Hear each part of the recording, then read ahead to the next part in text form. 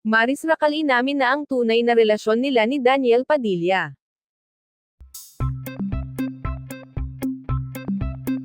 Isang malaking revelasyon ang lumabas matapos umamin si Maris Racal tungkol sa tunay na relasyon nila ng aktor na si Daniel Padilla. Sa isang panayam, inamin ng aktres at singer na matagal nang namamagitan sa kanila ni Daniel ang espesyal na ugnayan, ngunit pinili umano nilang ilihim ito upang hindi makaapekto sa kani-kanilang mga karera at personal na buhay.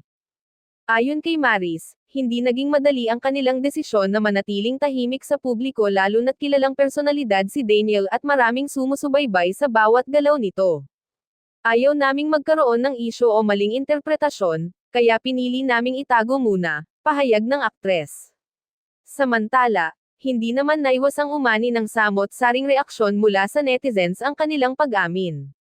May mga natuwa at sumuporta sa kanilang tapang na isiwalat ang katotohanan, ngunit may ilan ding nagulat at hindi makapaniwala lalo na't matagal nang inuugnay si Daniel sa kanyang on-screen partner na si Catherine Bernardo.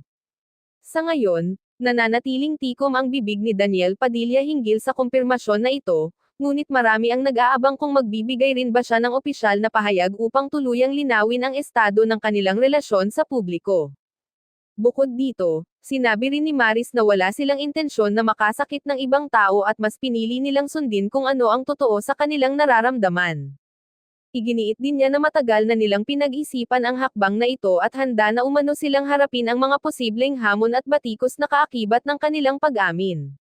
Samantala, ilang malalapit na kaibigan ng dalawa ang nagsabing matagal na nilang napapansin ang pagiging malapit nina Maris at Daniel.